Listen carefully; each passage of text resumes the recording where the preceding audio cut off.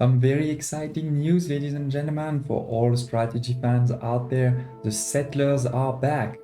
End of last year, 2021, we knew that some news was coming in January, and now here we are. The website for the Settlers has been updated, there's a new trailer, there's some gameplay that has been revealed, and we have some new important dates. Let's dive right in. I'm StratGamer, covering strategy, city building game and simulations with news, guides, tutorials and let's plays. If you haven't subscribed to the channel, don't hesitate to do so by clicking on the red button below. Let's start with the 2-minute trailer. If you haven't seen it yet, feel free to use the chapter functionality if you've already seen it. Welcome to The Settlers. A real-time strategy and build-up game built on a 30-year legacy of exploration, expansion and conquest. Now fully reimagined from the ground up. With stunning graphics and detailed animations,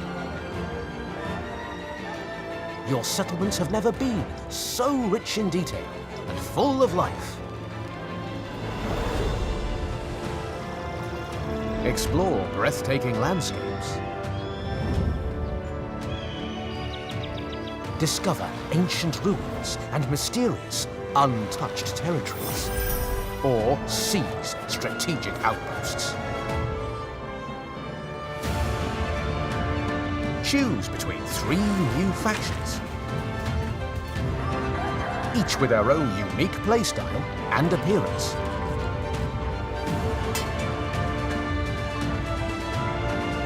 Find and gather resources.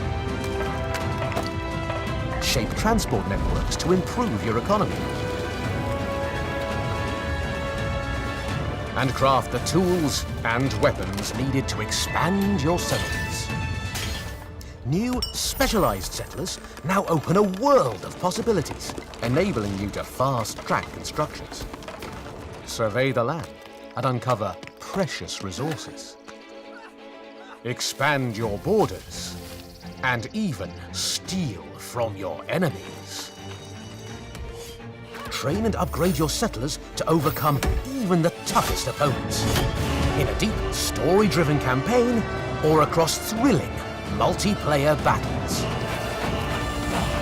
The time to explore, expand, and conquer is here. Begin forging your very own legacy now. So here it is, 17th of March 2022. In just 3 months, the Settlers will be released. You can start pre-ordering now if you want. Don't hesitate to share in the comments below if the trailer has already convinced you one way or another. But now let's dive into my thoughts as well as some gameplay overview. But before we do so, I just want to remind you that it is possible, still possible, to register for the closed beta, either through the Epic Store or through the Ubisoft Connect. Remember that Ubisoft has said that they won't release new games on Steam. We also know when this closed beta is gonna be. It's gonna be from the 20th to the 24th of January. Even if, from what I understand, the closed beta will be only focused on the skirmish mode, not at all on the campaign. Especially if you are one of my younger viewers, you may not know what the Settlers are. In terms of overall type, the Settlers in an RTS. Think about Age of Empire or StarCraft. In some of the previous episodes, there was actually a lot of people, including myself, which liked the fact that it wasn't a pure RTS. You could play a bit at your own pace. It wasn't a rush, to attack your enemy and to get as quickly as possible to the next stage. It seemed that in this new opus, they are actually going full RTS, especially in all of the gameplay that I've seen so far in the skirmish mode.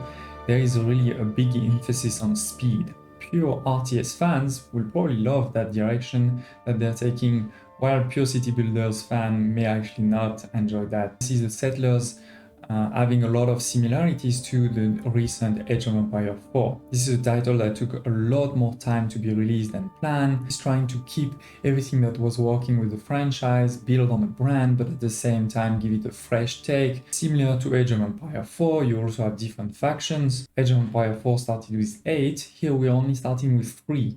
This will definitely limit, I think, the gameplay or the replayability at some point.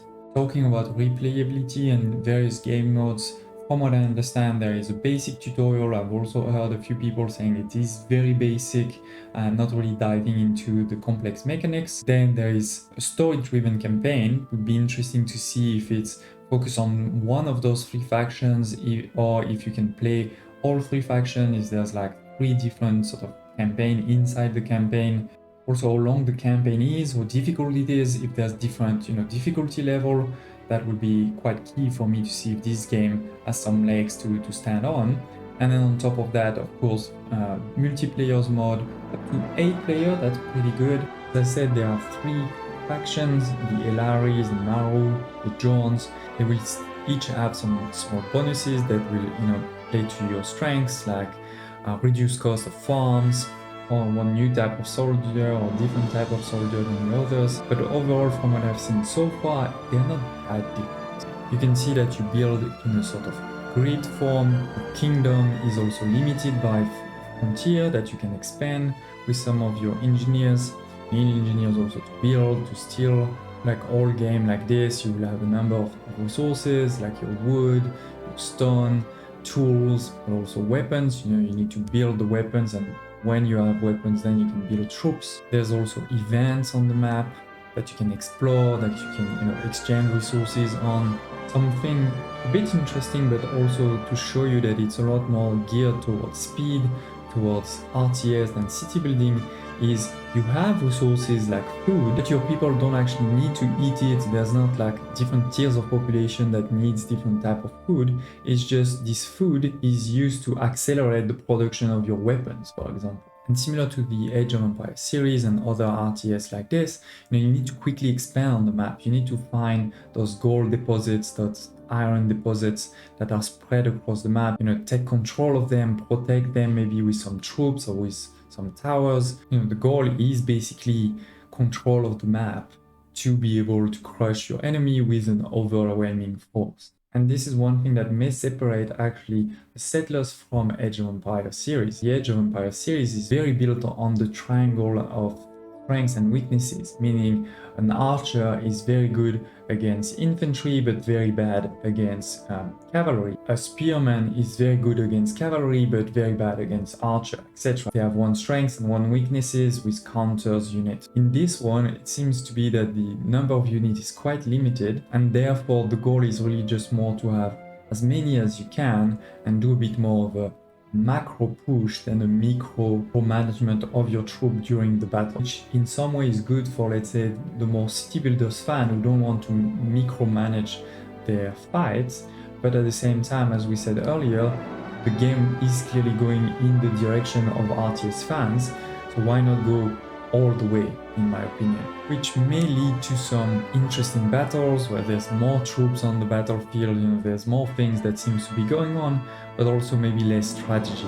It's again all about speed. I feel sort of finding the perfect build order, getting there as quickly as possible, extending your city, those type of things. So all in all, what are my thoughts so far? Well, first of all, I'm quite disappointed that we weren't able to see anything from the campaign yet, because I am worried that it means the campaign really won't be that great. They're selling this game as a skirmish game. On the other hand, if the campaign is very long, you are able to play each of the factions. It's a campaign that's not fully linear in the sense that some of the missions you can win different ways, and therefore you can also replay them a couple of times, then that's a completely different thing. But we haven't seen any of that yet. Having said that, don't get me wrong, I think the game looks polished in terms of the graphic, in terms of the UX and UI.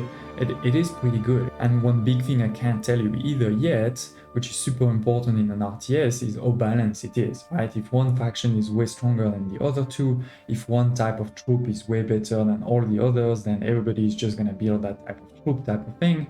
Then of course, that will have a big impact, especially on the game at release. I also hope we'll hear more about the campaign before launch. Otherwise, to be honest, I may actually wait to see other YouTubers play the campaign before I decide to buy it. Please also tell me in the comments below, what are your thoughts? Are you going to buy it or not? What do you like about it? What are you maybe worried about? If I missed anything in this video that you've heard somebody else say or share, don't hesitate to also share in the comments below if you want to hear more about the Settlers in the next few weeks or months. don't hesitate to tell me, and I hope to see you next time.